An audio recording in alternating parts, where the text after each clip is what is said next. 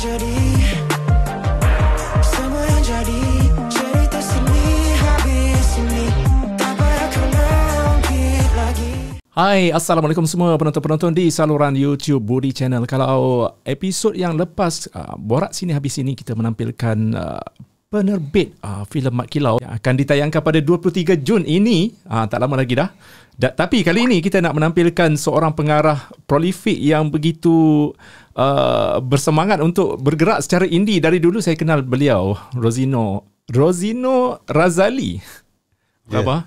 Baik, Alhamdulillah. Dia sebenarnya dia curi masa ni sebab dia tengah sibuk dengan pesta buku, bukan pesta filem Pesta buku antarabangsa yang sedang berlangsung dekat WTC. Boleh cerita sedikit lah apa yang dibuat kat sana. Dia katanya ramai jumpa kenalan-kenalan yang nak jumpa lama tak jumpa beliau, boleh jumpa dekat pesta buku.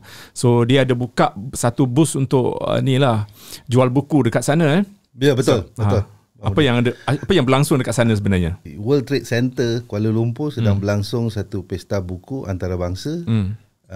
Di mana semua penerbit buku dalam Malaysia dan penerbit buku antarabangsa berkumpul. Saya adalah salah satu ataupun salah seorang penerbit mandiri. Mandiri dia panggil lah kalau indie. Ya. Ada isu juga tu sebenarnya. Isu apa tu? Macam saya tahulah mandiri tu asalnya daripada mana. Tapi di Malaysia pada awalnya kita dikenali sebagai kendiri. Kendiri. Yeah. So apa beza mandiri dengan kendiri? Mandiri asalnya daripada Indonesia. Indonesia lah. Tapi pengertian maksud sama. Sama. Jadi pada tahun ini mereka menggunakan mandiri dan berlaku isu sekali lagi seperti Karipap yang dikatakan daripada Indonesia kita curi. Banyak benda yang orang kata orang Indonesia yang mengaku benda tu milik dia. Kita pun apa lagi kan orang Malaysia. Ya, betul. Orang Malaysia ni kalau orang Kelantan dia panggil agah. Agah ni ego lah. Ya, macam kita nak mempertahan hak kita. Betul. Apa pula ni kan? Betul. Tiba-tiba Upin Ipin ada apa batu nisan kubur dekat Indonesia kan. Indonesia. Tu terkejut. Jadi hak dia orang pula kan. Aduh. Katanya Upin Ipin berasal daripada Indonesia. Jadi kita nak bercakap pasal sebuah filem yang diarahkan oleh Rosino, iaitu Jejak Megat. Sebelum itu kita nak menampilkan podcast kita dibawakan oleh Huawei Malaysia. Thank you so much Huawei Malaysia yang menghantarkan Huawei Watch GT3 Pro guys. You guys yang bergerak aktif macam Rosino pun selalu bergerak aktif juga. Orang kata pergi sana pergi kemari, pergi set apa semua kan. Betul. Tu orang kata memerlukan satu tracking jam yang boleh menjejak kita punya pernafasan, pergerakan, aktiviti seharian. Even kalau kita tengah tidur, dia pun boleh jejak masa mana kita boleh tidur lena, masa mana kita terjaga, which is kita tak sedar pun kita terjaga, tapi sebenarnya kita terjaga. Segalanya ada dekat produk terbaru daripada Huawei ni, Watch GT3 Pro guys, yang diperlukan untuk you guys yang bergerak aktif, pastinya yang sedang orang kuruskan badan, betul. Yang suka berenang, orang kata apa sajalah kan. Untuk kesihatan untuk kesihatan itu yang penting. Untuk kesihatan. Kata Rosino, untuk kesihatan you guys boleh dapatkan Huawei Watch GT3 Pro ini di pasaran sekarang. Link ada dekat bawah. So sekarang kita nak pakai semasa podcast Borak Sini Habis Sini, sejauh mana kita punya kita nak track kita punya nadi. Yes. Sama ada kita nervous ke kan, berdepan dengan seorang pengarah. Seorang pengarah ni first time jumpa Rosino. Walaupun kita dah lama sebenarnya berkenalan dekat Facebook kan. Betul. Okey, sebelum kita bercakap pasal filem Jejak Megat ini kan, sebab kita kenal Rosino Razali ni antara nama pengarah indie. Dia juga menulis skrip, dia juga bab-bab filem ni dia boleh semualah, sinematografi dia boleh. So faham ni. So ramai mungkin ada yang sedang menonton kita sekarang ini tidak mengenali Rosino Razali ni. So boleh cerita sedikit asal usul macam mana boleh terjebak dalam dunia perfilman. Baik, okey, asal usul sebenarnya Bro Budi, saya ni seorang pereka bentuk. Oh, asalnya designer grafik. Yes. Okey, dan saya bermula bekerja sebagai grafik artis di selatan Tanah Air, Johor Bahru, bekerja dengan Plaza Pelangi. Itu tahun berapa? 90-an. Okey, kemudian kemudian saya mengambil keputusan untuk mula mendapatkan ilmu yang betul lah. Masa bekerja tu tak ada ilmu. Kita just ambil pengalaman, suka buat benda-benda belakang tabir, buat grafik, display apa semua kan. Jadi kita ambil diploma, dan kita habis diploma, saya berhijrah ke Kuala Lumpur. Di Kuala Lumpur saya saya interview lah banyak. Di Kuala Lumpur tu selama 6 bulan saya tak ada kerja. Saya duduk di kawasan 4 Tin, Jalan Ipoh, Batu Lima. Selama 6 bulan tu duduk menumpang rumah kawan lah. Tapi alhamdulillah saya mendapat kerja di sebuah syarikat penerbitan majalah rock, ROTTW, di bawah legenda muzik jugalah, Abang Rom. Abang Rom juga yang memberi peluang pada saya untuk belajar tentang fotografi dan berkenalan dengan banyak selebriti independen kan pada waktu tu. Kemudian saya digalakkan untuk pergi interview untuk satu projek Prentice yang dikeluarkan oleh Telekom pada waktu tu di Teknologi Park Malaysia. Digalakkan oleh Abang Rom lah. Pada tengok bakat saya, boleh buat animation, boleh handle music, boleh buat programming sikit apa semua kan. Dia kata cuba pergi interview tu, dan bermulalah minat dalam multimedia ni, senang cerita. Dan bekerja di bawah Telekom Smart School di Teknologi Park sehingga lama jugalah.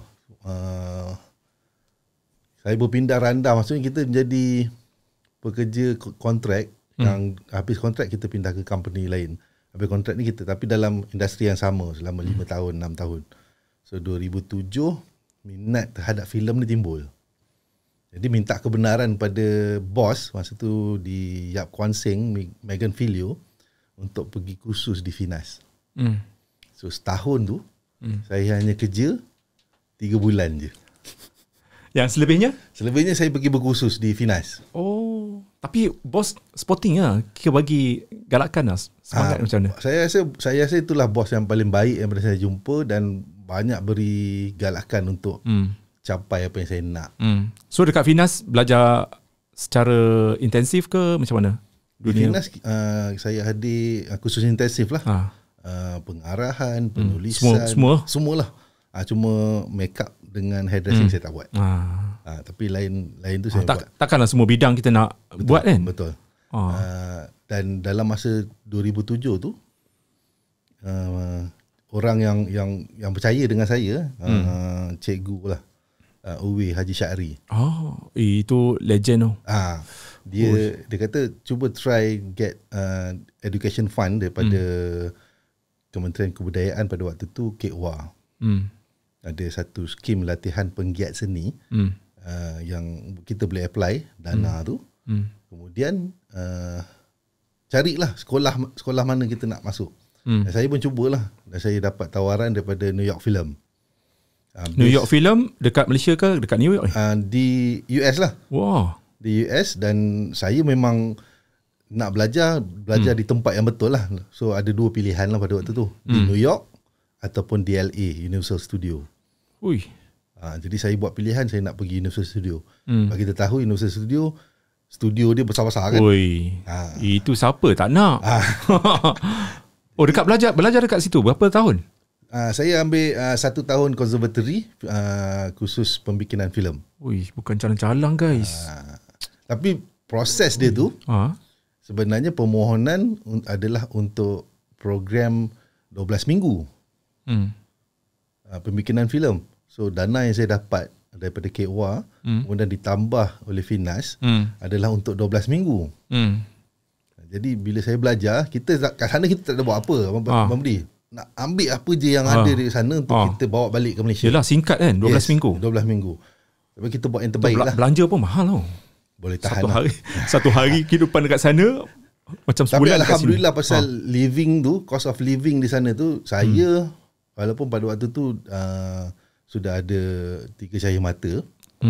Kemudian tinggalkan dia orang lah kat Malaysia. Tapi saya jenis yang berjimat cermat kan. Saya beli, saya masak sendiri semua. Makan Maggi. Tak ada. Saya belilah Nasi. Saya cari Halal Hub di LA. Ada.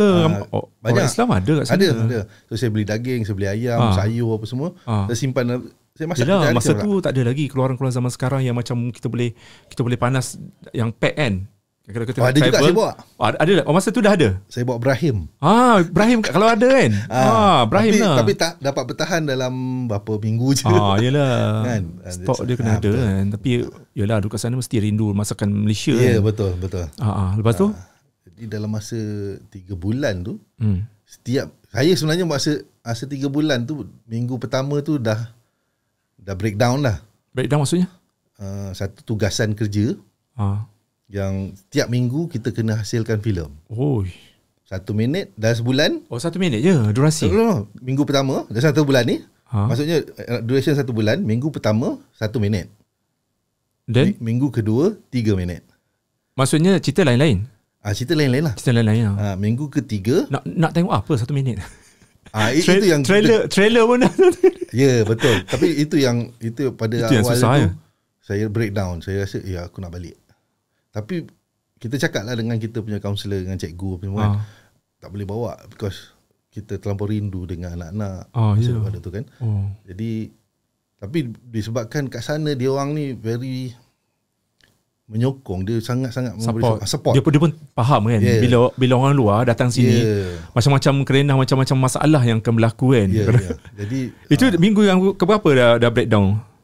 Minggu 3. Tapi saya dalam minggu ketiga tu saya tetap hantar saya punya tugasan dan tetap kena kritik apa semua. Saya terima lah sebab kita belajar kan, kita dalam proses belajar. So minggu ketiga tu sebab minggu keempat kita kena buat projek panjang. So setiap bulan dia macam itulah proses dia. So nak buat yang panjang ni saya tak tahu saya nak buat apa. So bila dengar dalam kelas teachernya bercerita apa semua, ada timbul satu minat, cakap aku ada tulis satu skrip. Skrip yang pertama saya tulis pada kelas bersama Cikgu Uwe di Finas, bertajuk Grago. Grago Grago tu masuk apa ya? Grago ni orang yang tak ada law. Tak ada undang-undang, pakai belasah. Dan Grago ni merujuk kepada kaum Portugis. Di Melaka lah. So orang Melaka kalau panggil orang Portugis dia panggil Grago lah. Keluarga Grago macam tu. Ni budak-budak Grago ni. Portugis lah, dia merujuk pada Portugis. Tapi saya menggunakan Grago tu, dia orang ni orang yang tiada peraturan. Jadi saya tulis cerita tu, Grago tu di dalam kelas. Dan pada waktu tu Cikgu Uwe komen lah, dia kata ini patut jadi skrip. Dan saya pun pelan-pelan lah belajar masuk kelas kan. Kita di Finas jadilah skrip. Naklah praktis, ilmu saja tak guna, dia kena praktis Jadi saya pergi ke LA. Jadi saya ada skrip ni, saya buka balik Yahoo, masa tu Yahoo. Yahoo Messenger kan. Mana ada Google Tak ada Google kan. Buka Yahoo. Ni zaman you guys kena flashback lama ni guys. Yahoo Messenger kan. Bukan zaman sekarang Yahoo Messenger tu kita buka balik, kita download. Download skrip tu lah. So dalam bahasa Melayu masa tu. Jadi saya pun minta pertolongan orang rumah kat Malaysia.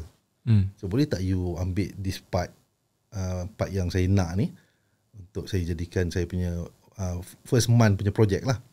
Jadikan dalam bahasa Inggeris. So rumah pun bantu lah, dan bagi sokongan kan. Kita seorang-seorang dapat skrip tu, saya bagi pada saya punya cikgu Jeffrey R. Shachter ni. Ingat saya sangat dia yang banyak-banyak, saya rasa yang banyak bagi saya input tentang storytelling adalah Jeffrey ni lah. Kat sana kita panggil Jeffrey je kan. Tapi kalau kat sini kita panggil Cik lah apa semua kan. Dia orang kat sana Jeff. Okay. So Jeff, saya bagi pada Jeff, dia kata, do you write this? Cakap, you can proceed. So tajuk filem yang pendek tu dalam durasi 5 minit adalah 5 chairs. 5 chairs, 5 kerusi. Ya. Dan saya rasa saya ada bagi link 5 chairs tu pada Bro-Bro tengok. Itulah kesinambungan saya dapat bertahan sampai bulan ketiga. Bulan ketiga. So habis tamat tamat. Kita dah, tapi dia ada cerita-cerita lagi sambungan daripada skrip-skrip ni. Rumahnya tulis, saya suruh tulis ni. So setiap minggu tu saya daripada skrip yang saya ada ni, saya buat. Maksudnya saya tidak menggunakan idea-idea lain. Idea skrip Gerago tadi tu, cerita Gerago tu saya ambil dan saya jadikan tugasan saya setiap minggu dan setiap bulan. Kemudian pada yang bulan terakhir tu, saya setiap shot yang saya buat daripada minggu pertama, minggu dulu, saya gabungkan menjadi satu filem panjang lah. Durasi dalam 27 minit, 28 minit. Dan kita tayangkan untuk final project.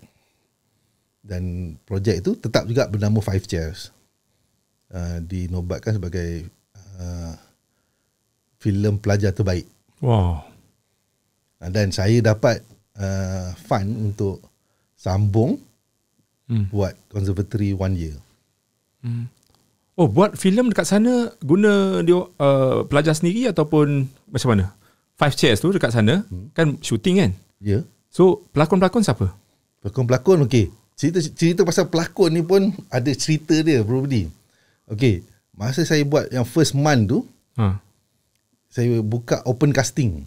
Oh, luar. Orang luar kita ambil. Maksudnya dia either dia daripada persatuan union ataupun dia daripada orang di luar non-union. So dia ada satu website yang mana akademi sediakan. Kita boleh buat post macam Facebook ni lah. Kita post, kita kata open casting for tajuk apa, Five Chairs. Okay, siapa director, lepas tu kita bagi sinopsis. Okay, kita bagi tarikh. So semua benda tu berlaku di dalam Universal Studio lah. So pelakon-pelakon yang di bawah union ke di bukan union ke, dia datang, dia tahu yang filem ni ada filem pelajar dan tak ada bayaran. Dan pada bayaran tak dibayar tak dibayar. So dia tahulah, tak apa. Tapi macam dia sukarela untuk berlakon sukarela, tapi dia orang sebenarnya dibayar oleh union. Bukan daripada kita. So mana yang datang melalui union, kita kena bagi kredit. So dia akan gunakan that thing hourly, diklaim pada union.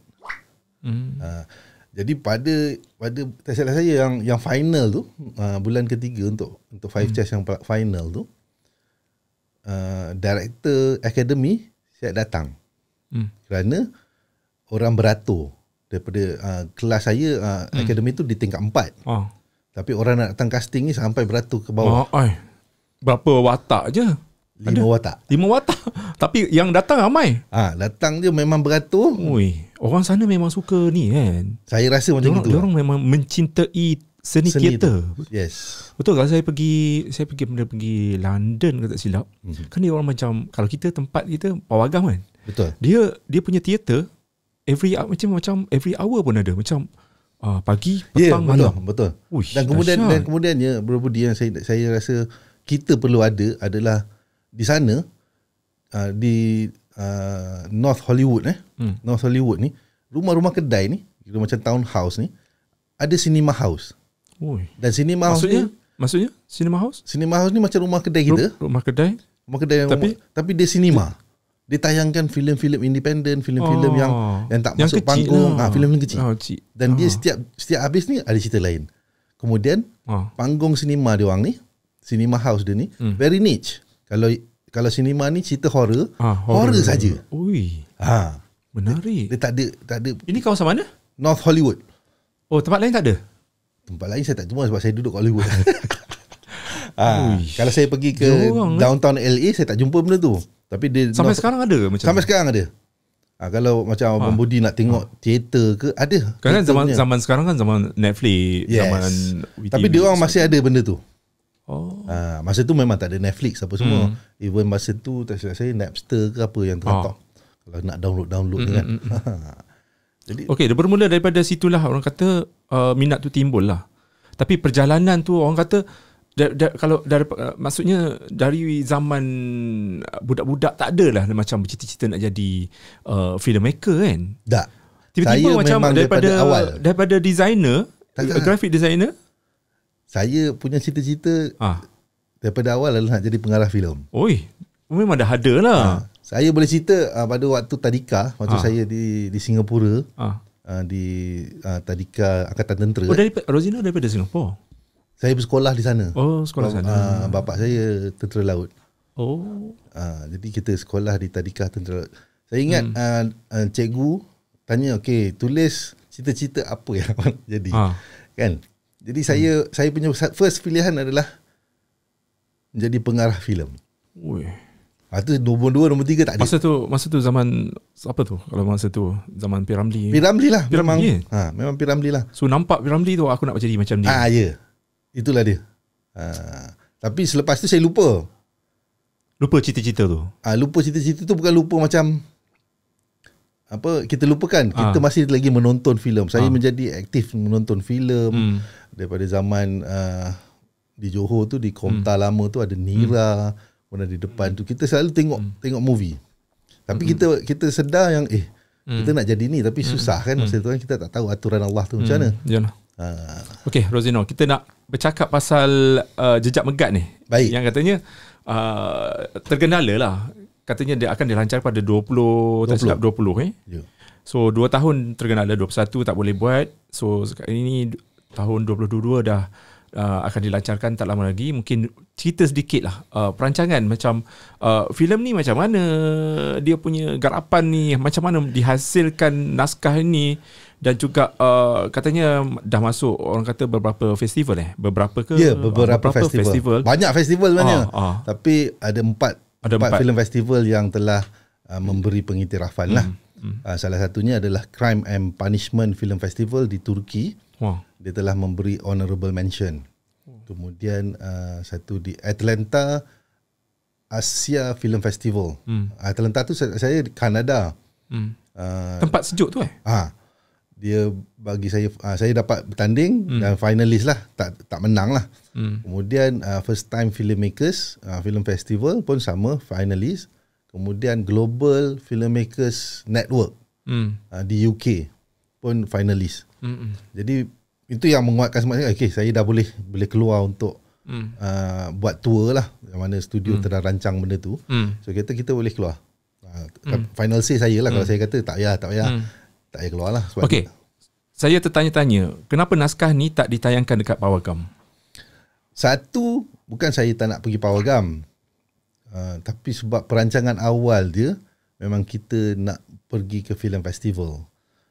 Kemudian kita nak hasilkan dalam bentuk DVD. Itu perancangan awal. Tapi kita tak tahu aturan Allah tu macam mana kan. Selepas kita buat tour ni, mungkin kita dapat ada orang kata, you hantar. Sebab kita tak ada final mix. Filem ni tak ada final mix. Maksudnya tak ada pergi ke Thailand ke India ke untuk mixing. Yes, everything. Benda tu memang wajib Macam saya curious juga, macam setiap filem nak kena hantar dekat negara luar untuk mixing sounds. Ya, betul. Betul. Untuk final lah. Kalau macam kita sebab kenapa tak buat dekat Malaysia? Malaysia tak ada teknologi ke? Ada. Tapi kos dia tu tinggi lah. Tinggi dekat Malaysia? Ya, kos dia tinggi. Dekat, kalau Bangkok biasanya kalau lagi murah. Maksudnya 50% lagi murah daripada apa yang kat Malaysia. Ya ke? Patutlah. Even India lagi murah. India lagi like 70 to 80% murah lagi. Serius lah. Yalah, India kan memang lubuk kan. Okey. Secara ringkas, Jejak Megat ni katanya tajuk dia panjang sikit. Okey, Jejak Megat ni saya cerita juga. Jejak Megat ni adalah Grago. Lah. Maksudnya watak Megat ni ada dalam Grago yang saya tulis pada tahun 2007 tu. Okey, cerita dia macam mana? Tanpa spoiler lah, secara dia cerita dia ada yang kata, yang menonton ada yang kata, dahsyat love story ni. Love story? It's a love story tentang suami dengan isteri. Yang penuh dengan hidup dia penuh dengan perkara yang tidak dirancang. Maksudnya? Secara spontan, berlaku secara spontan? Tak. Dia benda yang kita tahu, dia tak tahu. Dia tahu, kita tak tahu. Jadi kita nak jaga benda tu, tapi orang lain yang beritahu. Kita dapat tahu benda tu daripada orang lain. Okey, asal usul Jejak Megat ni apa dia punya tajuk penuh? Okey, tajuk penuh ni sebenarnya masa 2020 tu, masa kita nak launch sebelum PKP lah. Penerbit orang rumah dan kawan-kawan studio, kita tak boleh guna jejak megat, because jejak megat saya dah tulis jejak megat ni ada 7 series, 7 skrip. Jadi dia kata jejak megat ni dah jadi satu franchise movie yang ada panjang megat ni. Boleh. Okey, durasi filem ni berapa minit? 1 jam 32 minit. 1 jam 32 minit. Jadi penerbit pun bertanya, okey, kita kena bagi satu title yang khas untuk jejak megat ni. Sebab jejak megat ni akan ada 7 series atau 7 episod. 7 episod. Jadi saya pun buka lah Dewan Bahasa, buka Indonesia punya kamus. Kita nak dapatkan bahasa yang orang tak guna. Itulah pasal saya tengok bahasa, sastra ni. Macam ni adaptasi daripada novel ke apa ni? Mula-mula saya punya first impression. Jadi bila saya dapat satu perkataan tu, saya tanya pada kawan-kawan di DBP, apa maksud dia ni? Kemudian saya dapat lagi, saya tanya lagi dia. Okay. Jadi bila saya dapat maksud-maksud ni, saya susun lah. Jadi akhirnya bila saya susun, meranduk geruh di kaki langit. Apa maksud tu? Meranduk. Meranduk ni dia kita meranduk geruh. Kita mengharungi. Meranduk. Mengharungi. Kita melalui. Geruh kilat lah. Geruh adalah sesuatu yang menimbulkan perasaan marah. Sesuatu yang membuat kita rasa berduka. Sesuatu yang membuat rasa kita nak lakukan sesuatu tanpa ada undang-undang. Itu geruh. Di kaki langit ni kita tahu dia adalah horizon kan? Dan dia tak ada infinity. Dia infinity, ya, betul. Jadi meranduk geruh di kaki langit ni boleh dikatakan sebagai satu perkara, sebagai insan, sebagai manusia yang kita kena lalui. Apa pun dugaan, apa pun ujian yang ada, sebagai manusia kita kena lalui sampailah kita kojol. Kojol Okey.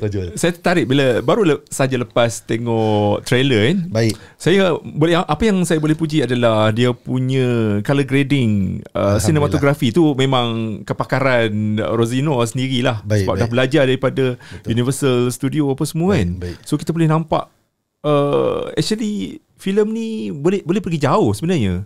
Kan? Maksudnya boleh di expand more tu, macam jual ke Netflix ke mana-mana. Maksudnya kenapa macam sayang lah kan. Sebenarnya kita pun tak tahu lagi apa kata pengkritik kan sekarang ni kan. YouTuber tengah bangkit. Orang kata YouTuber pengkritik filem ni bangkit dalam YouTube mungkin sebagai medium. Kita pun tak tahu lah kan apa kata mereka. Betul. Mungkin kita boleh guna platform Abang Budi untuk buat panggilan YouTuber ni buat satu session untuk menonton dan kemudian kita diskusi bersama saya apa pandangan diorang tentang filem ni. Dan saya sangat open dengan benda tu. Open dengan kritikan open. Because kalau saya dah buat, dia jadi pembikin filem ni, guru-guru saya di LA ataupun di Malaysia, kalau kita dah bikin filem, kita tak tayangkan, kenapa kau bikin? Jadi sekarang ni masanya lah. Gerago. Ini kalau nak katakan naskah skrip tu, kira naskah lama kan. Lama, 2007 lagi. So sampai sekarang dia boleh berjilid-jilid dia boleh kembangkan. Dia boleh dikembangkan. Itu selalu salah satunya ilmu yang saya dapat daripada guru penulisan skrip saya, Jeffrey R. Schechter tadi. Dia yang banyak memberi saya ilham. How daripada cerita yang kita tulis satu muka surat, kembangkan jadi banyak. Betul. Dan itu juga, saya pernah tengok filem yang macam tu dan itu juga yang menjadi trend di Amerika sekarang ni. Dan saya sempat juga duduk di bawah Jeffrey ni, dia menjadi supervisor saya. Mas Saleh lah. Duduk bersama dia di WGA, Writers Guild America, sebagai pembantu dia, melihat macam mana dia membantu penulis di Amerika ni mengembangkan cerita. Keistimewaan ataupun kelainan dalam filem ni, naskah filem ni, apa yang boleh Rosino bagi tahu? Saya boleh beritahu yang penggunaan dialog yang sangat sedikit. Okay. Dan dialog-dialog tersebut semuanya adalah subtext. Subtext maksudnya apa? Dia ada maksud yang nak saya sampaikan. Tapi kita tak beritahu secara jelas lah. Kita banyak. Adakah dia menggunakan ekspresi muka ke ataupun ada emosi, action, emosi dia lahir. Ada pergerakan. So sebagai penonton kena faham-faham sendirilah kan. Kadang-kadang penonton yang macam tak semua macam boleh belajar ataupun membaca bahasa filem kan. Betul. Tapi tujuan guys, dia belajar daripada Yui Syahari kot kan. Berguru dengan kata macam legend pengarah yang kalau berguru dengan dia kan macam kita tahu macam apa yang nak dia berkatakan sebuah filem macam filem yang paling popular pernah dihasilkan perempuan, isteri dan ... Ya, betul. Itu pun kita dah boleh macam wow.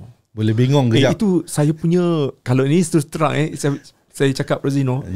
Filem tu, daripada filem tu saya kena baik. Dan filem tu memang saya boleh tonton banyak kali. Baik. Dan saya boleh minat dengan dengan Sofia Jane sebab filem tu. Baik. Ui. Kan bagaimana itu sebenarnya best berguru dengan seorang pengarah macam Yui ni. Alhamdulillah, saya rasa rezeki saya lah dapat berjumpa dengan bukan saja Cikgu Uwe banyak yang banyak bagi inspirasi, banyak mengajar saya benda-benda pengarahan ni. Saya juga terima kasih pada Uncle Ademan Saleh. Dia masih ada? Ada Uncle Ademan Saleh, Bapak lama juga Bapak Nasir Jani. Uncle Bapak Mansur Putih, Uncle Anwardi, arwah Abang Muhammad Khalid, banyak mengajar saya. Kita berguru dengan dia macam mana? Kita pergi menghadap dia, berbayar ataupun macam mana? Macam saya ataupun bekerja bawah dia? Macam saya pergi bekerja lah. Bekerja. Tapi bekerja bukan kita bekerja dengan kru. Sebab kita terus terang macam saya bekerja dengan arwah Abang Muhammad. Saya beritahu Abang Muhammad, saya nak tengok macam mana Abang Muhammad bekerja. So saya pernah terlibat dalam Apocalypse X dan Hussein Mun dan Jin Pakai Toncit. Dan saya buat BTS. Behind the scene. Tapi bukan BTS lah. Basically ni documentaries tentang bagaimana dia bekerja, bagaimana dia explore dia punya. Kalau nak tengok ada kat YouTube. Saya ada snippet juga sebab benda tu kita bagi pada production kan. Ya. Mungkin boleh carilah kot kat YouTube. Tapi itu adalah cara saya belajar. Dan belajar tu perlu dibuat lah. Sebab filem ni Budi, dia bukan kita buka buku. Buka buku baca dah tak. Dia adalah satu kemahiran. Yang mana kemahiran tu mesti dibuat. Dilakukan, praktis. Alah, macam kita orang lah, macam menjadi YouTuber. Orang ingat macam senang kan. Orang ingat macam, senang kan. Dia satu benda YouTuber ni sekarang macam tadi kan, saya untuk rancang sesuatu podcast saya kena buat sekarang. Macam kalau kita macam bertangguh-tangguh memang tak buat lah. Tak jadi. Betul. Sama juga buat sekarang. Filmmakers macam itu juga. Macam sekarang. Ajak sekarang. Siapa nak datang podcast, ajak sekarang. Datang macam tu. Kalau tak bergerak memang kita tak macam itu langkah pertama lah. Betul. Macam Grago ni dia secara organik sebenarnya. Bro Budi. Dia lifespan Grago ni dia pernah ditinggalkan. Kerana saya perlu hidup kan dalam dunia kan. Saya bukan selalu sangat ke production. Saya pernah duduk di Astro bekerja, buat mengarah telemovie, mengarah travelog, tapi jiwa tu bukan kat situ. Saya pernah jadi pensyarah filem kan, ketua fakulti filem, tapi jiwanya bukan di situ. Rasa tu kita nak buat apa yang kita suka sebenarnya. Kan, dengan sokongan. Tapi masih lagi berkait dengan filem. Macam memang Travelog masih lagi berkait dengan filem. Tak, tapi dia Travelog adalah penyiaran. Broadcasting. Dia kalau dulu yalah kita boleh cakap dia terlibat dengan filem, kerana untuk hasilkan satu naskah tu kita kena shoot dengan filem. 80-an tu kira 80, 86, 87, 88 tu dah nak habis dah tu. Sebab selepas tu dia keluar beta kan, dah digital.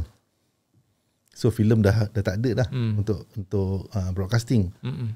Lagilah sekarang dengan HD-nya, dengan apa kan, dengan macam Abang Budi lah sekarang buat YouTube guna digital.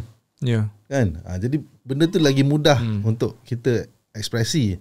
Yalah. Tapi perasaan tu, jiwa filem ni dia sangat-sangat macam mana kita sangat-sangat remeh tau. Kita kena jadi orang yang menekankan sedikit sekecil-kecil perkara tu kita ambil semua benda berat. Kita kena itu. Maksudnya kita yang mengarah maksudnya kita kontrol.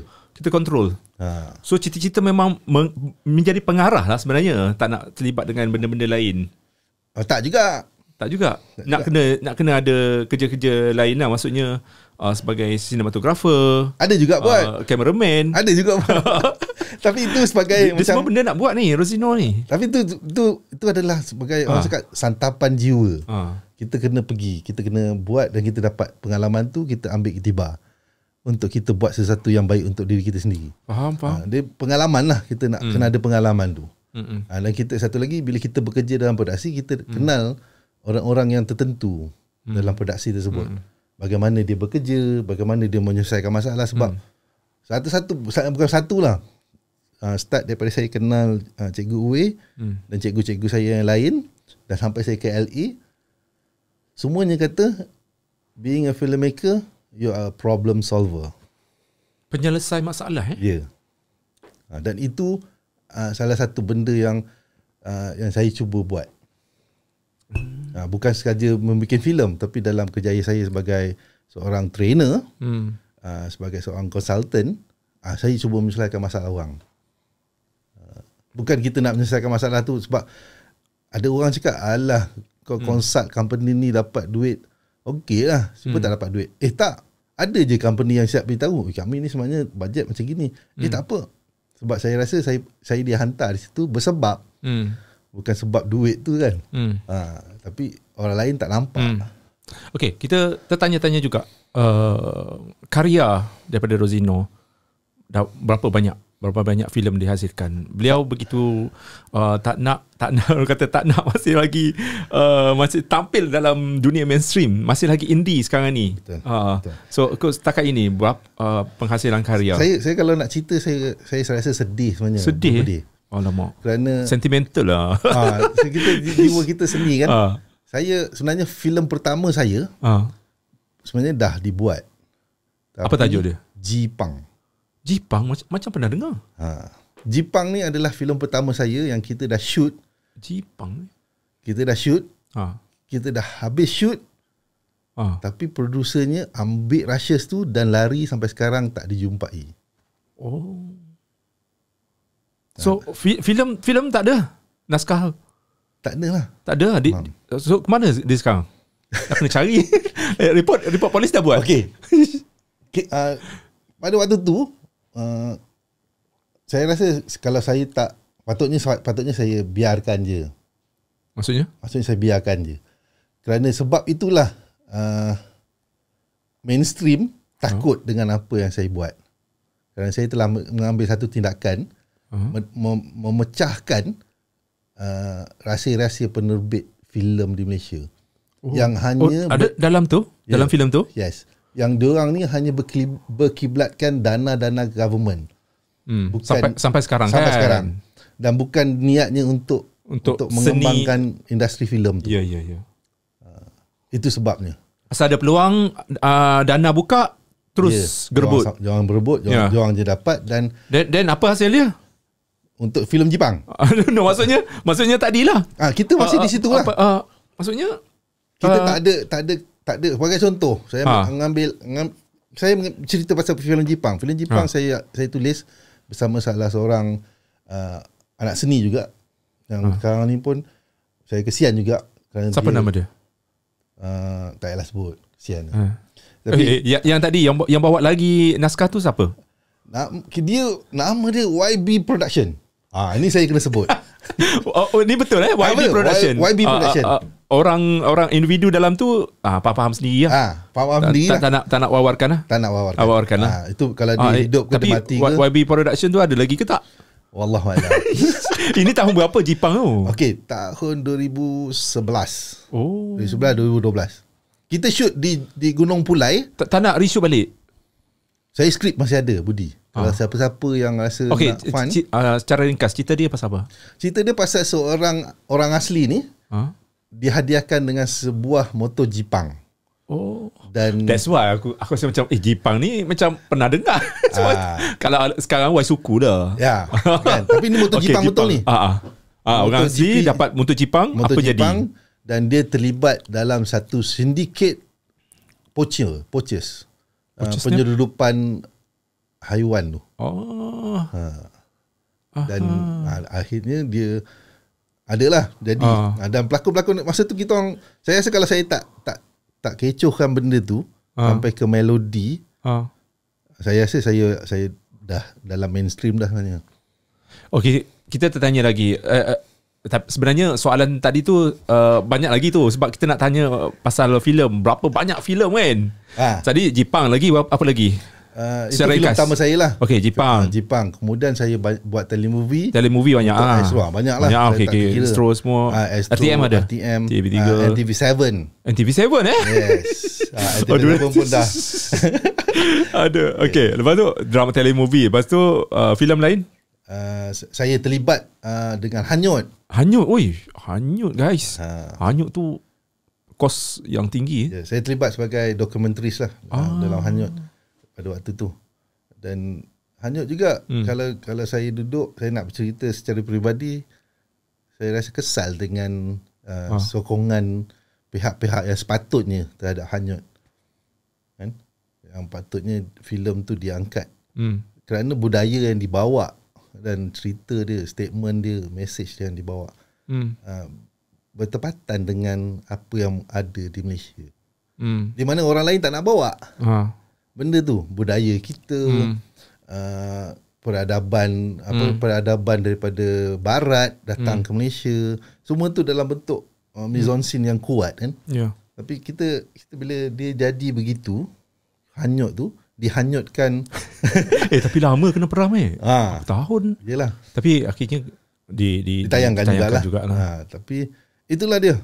Bila filem-filem yang baik selalu jadi mangsa. Jadi mangsa. Sebab politik boleh dikatakan juga politik. Boleh dikatakan juga kita ada gini. Saya tertanya-tanya juga. Banyak aku benda nak tanya ni. Boleh tanya insya-Allah. Benda tu secara spontan datang, kan. Boleh. Sebab filem, bila kita bercakap filem, ada message yang tertentu yang disampaikan dalam tu yang saya belajar. Bila kita menonton, kita akan belajar apa message dia, apa yang nak dibawakan. Itu yang tujuan saya masuk ke Pawagam setiap kali ada keluar filem-filem baru. Contohnya kalau kita ni contoh terdekat lah. Tiga Janda. Saya tak nak. Saya bukan. Okay. Saya nak impas balik filem-filem yang saya masuk dalam Pawagam, saya akan berfikir. Which is dan saya juga akan ketawa. Which is filem-filem yang dihasilkan oleh Allahyarham Muhammad Khalid. Bila saya tengok pelakon-pelakonnya yang orang kata dia tak memilih pelakon-pelakon kelas A apa semua, kan. Betul. Tapi dalam tu ada sneaker yang orang kata menjentik jiwa masyarakat, yang menjentik masalah sosial, itu yang macam membuatkan sesetengah pihak terasa. Dan macam filem ni tak boleh ditayangkan sebab ada benda sekian. Macam nak mengkritik sekian. Betul. Ada tak macam benda tu sampai bila kita dalam macam tak tak bebas, maksudnya nak kita buat dikawal. Dikawal, kita dikontrol. Betul. Okey, satu lagi ayat saya, adakah sebab itu Rosino tak nak pergi ke mainstream? Ya, betul. Kerana tak bebas. Bukan pasal tak bebas, dia bebas. Industri kita ni dia memberi kebebasan. Tapi kebebasan tu dikawal. Jadi kita tak boleh nak sampaikan suara kita sepenuhnya. Jadi sebab tu saya memilih independen lah. Memilih untuk jalan mandiri. Kerana jalan mandiri ni kita boleh masuk semua. Ke mana. Okey, kalau mandiri ni maksudnya kita yang produce lah. Maksudnya kita produce, kita tulis, yang kita ada macam tadi kawan-kawan. yang bila mainstream ada macam Astro Shot yang menjadi penerbit yang nak sekian, aku nak gini Betul. kan. Tapi mungkin kita boleh lawan masa tu kan. Tak boleh lawan macam, maksudnya bukan melawan, maksudnya kita membantah. Kalau maksudnya kita memberi cadangan. Maksudnya apa kata kita buat macam ni. Tiba-tiba ada producer yang boleh terima, tapi di Malaysia ni producer kita boleh dikatakan 99% tak ada ilmu filem. Dia mengharapkan dia ada duit. Dia ada duit. Dia ada duit tapi tak ada ilmu pula. Dia mengharapkan orang-orang yang rapat dengan dia untuk membantu. Dan orang-orang yang rapat ni lah yang merosakkan sebenarnya. Ya. Budi. Dan saya bukan saya nak salahkan 100% pada penerbit. Tak. Tapi saya tahu the circles yang ada ni, dia tidak boleh melihat orang yang cuba macam saya lah sebagai contoh. Saya ambil saya lah senang. Yang cuba nak buat apa yang saya suka. Faham. Sama juga macam Muhammad Khalid.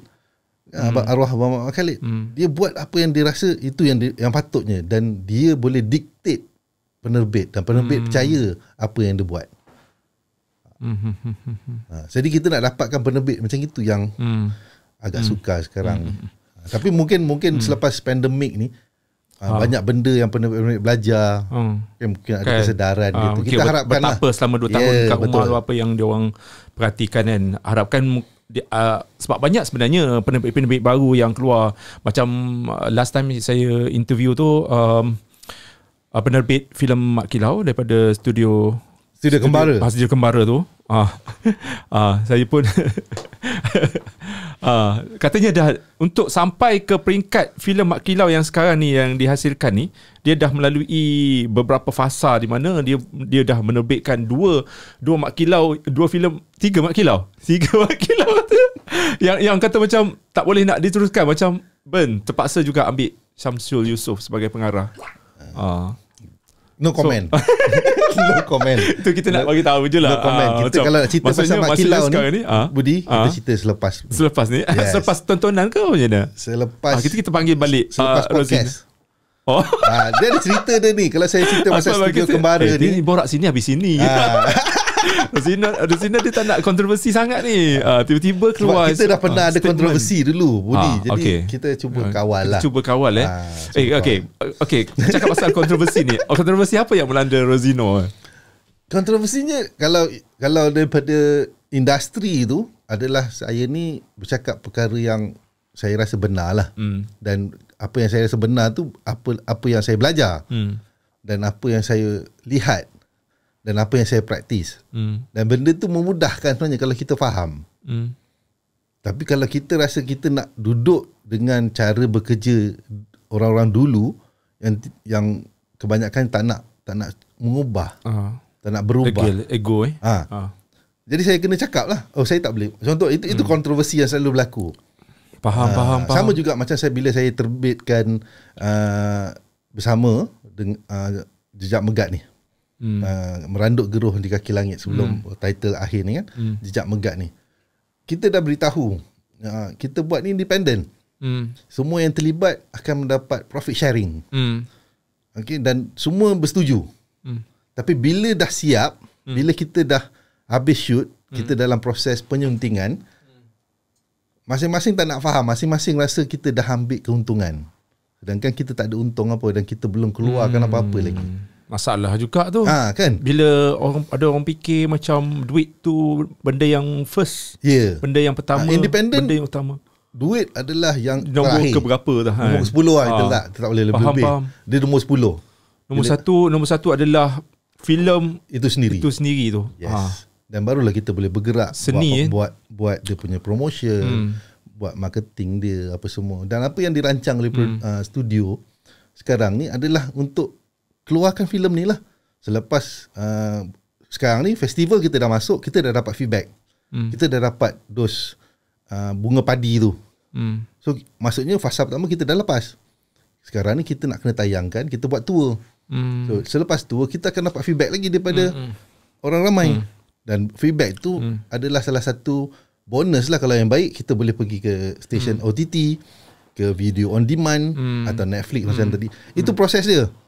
Okay. Tour ni, perancangan tour untuk Jejak Megat macam mana? Alhamdulillah, tour ni kita dah lock 4 lokasi. Kat mana? Lokasi pertama di Johor Bahru, di Embrace Hall, Johor Bahru pada 16 Julai 2022. Kemudian pada 23 Julai 2022 kita akan bertayang, kita akan tour ke Kuantan. Ini tour tayangan ataupun selepas tayangan ada buat bicara? Ya, ada diskusi. Ada diskusi lah. Ada diskusi. Okey, kelompok yang hadir tu nanti berapa, dari mana, golongan mana, dan juga berapa, wallahualam nak sebut tu. Maksudnya berapa kapasiti yang boleh dimuatkan dalam satu dewan? Okey, dia konsep dia kan very santai, Budi, yang saya yang setuju. Ada kena bayar ke masuk? Ada macam di Johor dia ada buka tiket. Jadi sambil tengok wayang, sambil makan. Ui, santainya. Dan lepas tu habis wayang kita diskusi. Bukan konsep pawagam lah. No. Duduk makan-makan ataupun macam wayang macam saya cakap tadi, pengalaman saya di LA tu, bila saya pergi tengok Cinema House, dia macam tu. Dia kafe kan, kita rasa kedai makan ke ni. Kita masuk, kita pun order fish and chip ke apa kan. Sekali dia tayang movie. Tiba-tiba pengarah dia duduk depan bercakap, sambil kita makan ni kita boleh pula tanya. Nampak? Jadi saya nak bawa that budaya, culture tu kepada independent, kita independent industry untuk mula. Ya. So sekarang kita perhatikan Ruzino, dia punya boleh. Dia punya budaya sekarang kan, macam orang kita dah mula sukakan filem. Betul, setuju. Apa yang kita perasan, setiap kali kita keluarkan artikel pasal filem, dia orang baca sinopsis ke trailer ke, so mungkin 2 tahun dah mengajar. Betul, saya sangat setuju. Macam kita 2 tahun macam duduk dekat rumah, kau tak nak buat apa, kau tengok filem. So daripada situ mungkin timbulnya rasa macam nak tahu untuk filem. So sebenarnya satu benda yang baik lah untuk pengusaha-pengusaha filem sekarang ni kan. Dia sepatutnya dia pengusaha-pengusaha filem ni yang melihat ini ada satu fasa di mana semua membuka buku baru. Bang Budi semua membuka buku baru dan cuba adapt benda baru dan tidak prejudis dengan apa yang ada. Kadang-kadang, tapi macam saya cakap tadi, the circles ni yang menyebabkan penerbit-penerbit ni dicop sebagai apalah. Jadi saya selalu melihat kesiannya tu pada penerbit yang tak ada ilmu tu. Okey, ini soalan panas Baik. Okey. Dia sejukkan diri dengan minum air dulu. Bila dia katakan pembikin filem yang bergerak secara indie, ada setengah yang menemplak karya-karya ini yang dihasilkan itu adalah syok sendiri. Apa yang Ruzino nak jawab? Okey. Dia biar kita syok sendiri, jangan kita buat syok sendiri. Maksud saya, biar kita rasa syok sendiri dengan apa yang kita buat. Pedulilah dengan orang lain. Tapi kalau kita buat syok sendiri sebab kita nak puaskan hati orang lain, baik tak payah buat. Kerana apa pun yang kita buat, kepuasan diri sendiri itu lebih penting. Kan, bukan contoh, saya melihat banyak filem-filem independen. Kita melihat filem-filem independen luar, sebagai contoh filem-filem daripada Indonesia paling dekat. Kita melihat, aku pun boleh buat filem macam ni. Tapi kita tak buat. Kenapa? Dan kita kritik filem tu. Jadi bagi saya itu yang saya cakap tadi, buat shot sendiri. Sebab kau cakap je. Kau pernah cakap je. Tapi kau tak buat. Cuba kau buat. Dan kau akan rasa, this is how. Betul. Orang yang tak buat, dia tak tahu kesukaran kat mana. Dan saya lihat pada tahun 2000 lah Budi masa tu independen di Malaysia sangat tengah, bukan setakat muzik, tapi filem independen masa tu. Amir Muhammad dengan Namronnya, dengan Tan Choi Mui, dengan Seng Tatnya, kan, mereka ni adalah mungkin pelopor industri independen di Malaysia dengan sokongan NGO untuk bikin filem panjang. Kan, tapi mereka ni bila sudah masuk mainstream, dia dah tak ada sokongan terhadap this independent. Tapi saya melihat Amir Muhammad masih lagi lah. Dan dia sangat pegang pada konsep membuat filem berkonsep. Jadi dia mengambil konsep horror sebagai dia punya niche produksi. Dan saya rasa mereka-mereka yang lain ni patut mencontohi apa yang Amir Muhammad buat. Kerana satu, kita nak kembangkan industri tapi kita duduk dalam kelompok kita sendiri. Kita tidak buat satu benda lain. Supaya contoh, okay, saya ada 2 orang kawan. Saya dan kawan saya ni, kita buat filem sama-sama. Dan kita sama-sama naik. Satu buat company sendiri dan saya diam. Kerana saya fikir, kenapa kawan aku tak panggil aku? Kita tak ada inisiatif mandiri untuk membuat apa yang sama kawan kita buat. Itu yang terjadi pada independent industri kita. Masing-masing dah ikut haluan dia. Tapi tidak masih mengekalkan atau tidak ada pewaris. Tidak mewujudkan orang yang akan meneruskan apa yang kau buat. Dan itulah saya mau pegang sangat independent tu sebenarnya. Kerana saya melihat senior-senior yang buat industri tu melepaskan the industri tanpa ada waris. Okey, kita bercakap pasal lagi sikit lagi jejak megat ni. So kebarangkalian kalau orang yang nak tengok lah kan. So bila dah mungkin ada benda-benda yang menarik dalam jejak megat yang akan didiskusikan dalam tour tu nanti, ada tak akan ada pergi ke mana-mana YouTube ke nak ataupun Netflix ke mana-mana lah, Astro on the Go ke InsyaAllah. Kalau mengikut apa yang dirancang, milestone yang nak dicapai dalam filem bisnes yang kita bangunkan, kita memang selepas tour tu kita cuba masuk VOD, OTT yang ada lah. Mungkin Astro First ke kan. Tapi kalau ada rezeki lebih mungkin kita masuk panggung. DVD lah, DVD kena beli lah. Okey, pasal DVD, okey, cerita DVD ni sebenarnya, kewujudan DVD ni sebenarnya adalah untuk crowdfunder. Kita buat crowdfunder maksudnya? Kita buat satu page crowdfunding di Kickstarter. Pada awal-awal kita nak shoot itu, kita nak buat this production Jejak Megat. So kita kata siapa yang fund RM100 kau akan dapat collector's edition. Faham. Siapa yang fund RM50 kau akan dapat poster dengan DVD. Contohlah. Tapi kita buat satu je, kita buat collector's edition. So siapa-siapa yang fund RM100 akan dapat collector's edition. So masa kita buat crowdfunding tu, kita dapat dalam 100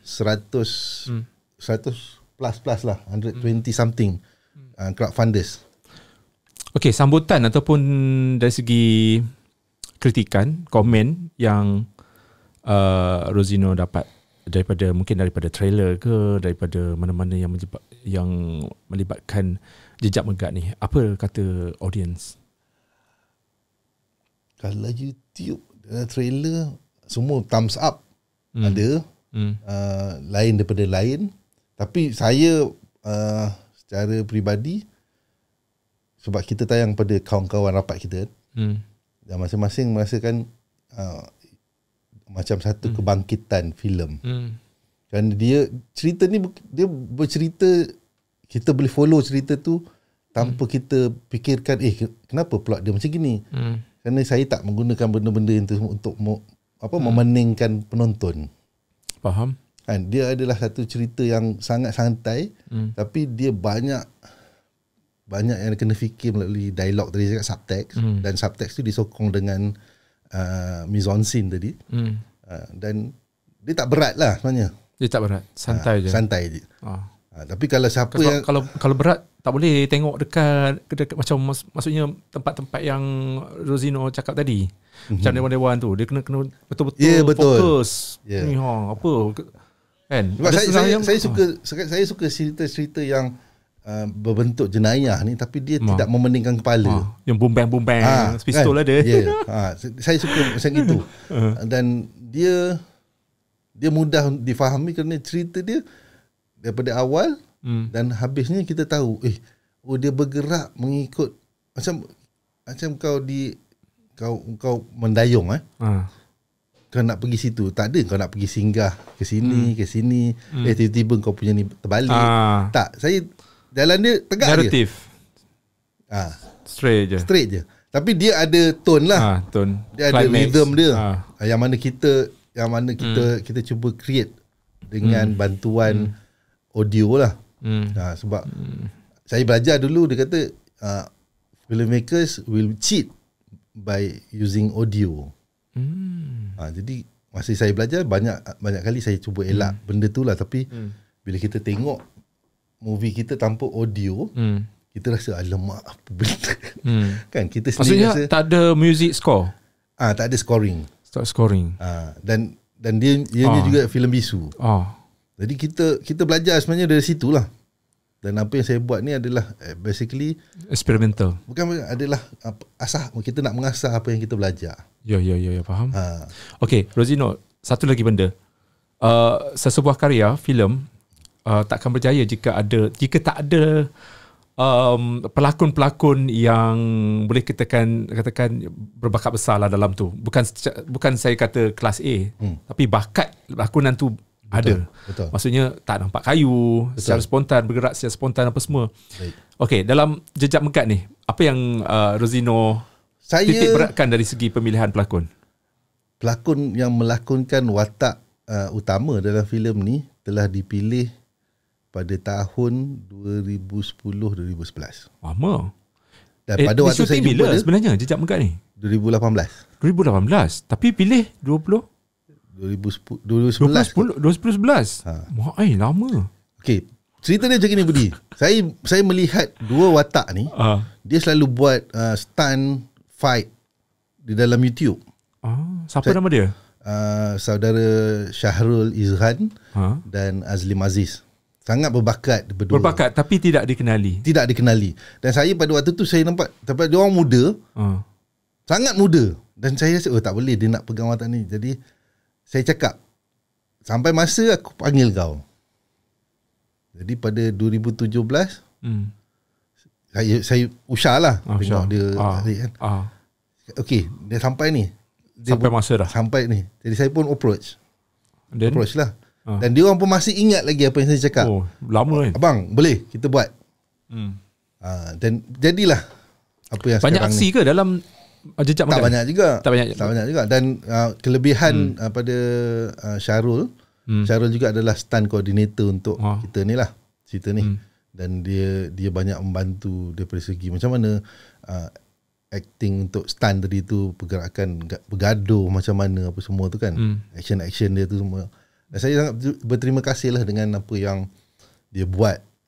Nak cakap saya banyak duit, nak bagi kau duit banyak-banyak tak dapat. Tapi InsyaAllah kau tengok filem ni, kau gunalah sebagai satu platform. Ilmu lah. Platform untuk kau bergerak. Kan? Saya hanya menjadikan tempat. Dan mungkin filem ni bagi saya belajar tak ada filem yang terbaik selagi kau tak buat filem. Betul. Dan mungkin filem pertama saya ni yang dulu kita dapat tengok. Jipang. Jipang kita tak dapat tengok. Walaupun saya rasa satu kelebihan Jipang tu, pelakon-pelakonnya 3 bulan belajar bercakap bahasa orang asli. 3 bulan tak ada bahasa Melayu digunakan dalam filem tu. Tapi maksudnya pelakon semua memang pelakon yang tak pelakon ada hebat. basic. Saipul Apek, Arwah Yus, Toki. Masa tu diorang baru keluar daripada Raja Lawak semua tu kan. Cerita dia komedi lah. Sayangnya Memang sayang. Dan saya dengan Abang Saiful lah yang masuk sampai ke dalam melodi. Macam mana? Masuk melodi lah masa tu. Masa tu untuk cari Mamat. Mamat yang melarikan diri ni. Faham macam ingat pula. Macam pernah tengok kan. Okay, last kali lah kan, kita dah 1 jam ni. Banyak cerita dengan Rosino ni. Dia sebenarnya banyak cerita, tapi dia tahan dulu. Apa? Next time boleh lagi insya-Allah. InsyaAllah. Mungkin macam saya cakap tadi tu, mana tahu dengan inisiatif Abang Budi panggil saya masuk podcast ni. YouTuber lain ada rasa nak tengok lah movie ni, boleh contact Abang Budi. Abang Budi boleh set di mana-mana, kita duduk sambil tengok, sambil makan-makan. Kan? Sebab saya sangat teruja nak duduk dengan pengkritik YouTuber yang mana kau berapi-api dalam YouTube kau tapi kat luar kan. Macam mana pula?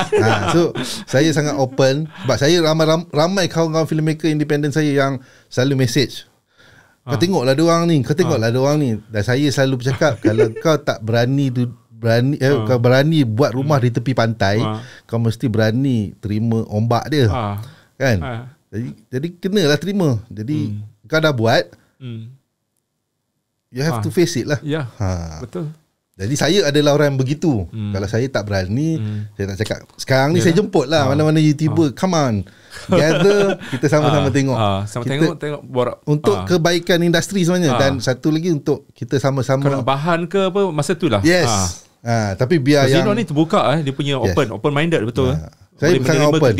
Tapi dia bukan bahan yang tak ada ilmu yang kita nak bagi pada orang lain. Biar bermanfaat lah. Dan saya cuba elakkan daripada kontroversi, insyaAllah. Cuba elak tak nak kontroversi. Bukan tak nak, sebab kita dah rasa dah benda tu. Dah cukup. Dah cukup. Bukan zaman kita nak buat kontroversi. Yes, bukan zaman kita. So sekarang ni bagi saya kontroversi pun kita boleh hidup maksudnya. Betul. Dan bikin filem bagi saya adalah passion sebenarnya. Passion. Dan apa yang saya ada, macam saya buat training. Saya buat training memang fokus on filmmaking. Training coaching untuk pelakon ke apa? Untuk filmmaking, untuk shoot, jadi pengarah ke, untuk sinematografi ke, untuk lighting ke, untuk penulisan ke. Rosino banyak ilmu ni. Dan kadang-kadang saya buat consultations. Consult pun boleh. Untuk skrip ke, untuk story ke. Faham. Itu bidang saya lah. InsyaAllah. So, dia nak bercakap pasal filem Mak Kilau tu. Lepas ni. Tak boleh nak didedahkan. Kalau tak nanti korang semua tak pergi tengok. Mak Kilau tu banyak panjang ceritanya, Abang Budi. Mungkin kita kena buat session ataupun kita buat ni lah, kita buat macam review lah. Lepas kita tengok nanti mungkin kita borak-borak pasal filem Mak Kilau kan. Ramai nak tahulah pendapat. Tapi saya nak tanya satu je dengan Abang Budi. Masa Abang Budi panggil penerbit tu, penerbit tu nama siapa? Dia ada 3 orang kan, adik-beradik kan. Adik-beradik. Apa mula-mula siapa yang lepas tu dia demi Rosino kita tengok balik, aku pun dah lupa dah nama. Boleh macam tu. Dan saya minta maaf pada penerbit Mak Kilau. Kita mungkin tak ada rezeki nak bekerjasama pada waktu tu, tapi saya sentiasa mendoakan yang terbaik. So dia macam mana? Apa masalah dia sebenarnya? Adakah dia orang approach Rosino untuk ni ke apa macam nama dia Syahrudin. Betul lah. Syahrudin. Betul. Syahrudin ni adik kan? Adik pada yang nak datang tu, tapi dia tak sihat. Kita pendekkan cerita. Saya pada waktu zaman tu, pada era pada tahun tu, shooting nak buat lah. Dia dah shooting dah. Ni yang filem yang keberapa? Yang nak Syamsul buat. Yang Syamsul buat. So saya berkenalan dengan salah seorang partner abang dia. Syabudin ni, abang dia punya partner di syarikat dia lah. Kami sama-sama pergi ke Belanda belajar bisnes lah, DBA di Belanda. Dan balik dia kata, Jin, saya minta tolong dengan awak. Saya punya partner buat filem, tapi filem tu dia tolak. Saya cakap dia tak nak, dia nak buat lain. Dah buat, dah shoot, dia kata. Dah shoot, tapi dia tak nak, dia nak buat lain. Jadi boleh tak datang beritahu tu konsult lah. Cakap okey lah demi akak. Kita belajar sama-sama kan. Yang adik-beradik duduk dekat Amsterdam, tak ada keluarga. So kita jadi adik-beradik lah. So balik, itulah perkenalan dia. Dan di situ bermula, dan beberapa kali pertemuan. Saya rasa ada sebab tertentu yang saya tak boleh nak bekerjasama. Bukan tak boleh beritahu, saya tak boleh bekerjasama dengan dia orang. Tapi nanti kita cerita lah. Tak ada rezeki lah kot podcast. Kita ada 4 minit lagi. Mungkin ada pesanan ataupun kata-kata akhir daripada Rosino sebelum kita tamatkan podcast. Alhamdulillah, terima kasih pada Bro Budi kerana jemput saya dan mempromosikan. Sebenarnya Bro Budi daripada awal telah awal promote. Daripada 2018 dah post 2018 Jejak Megat ni dekat web. Itulah macam dekat web budi.com. Bila nak keluar kan? Jadi bila dipanggil pada 22 ni dah 4 tahun. Jadi saya berterima kasih sangat dengan Bro Budi kerana masih lagi ingat dan membantu mempromosi gerakan. Ni filem asal tak ada touch up lah. Tak ada touch up. Ini yang daripada skrip itulah. Skrip tu sebenarnya dah banyak.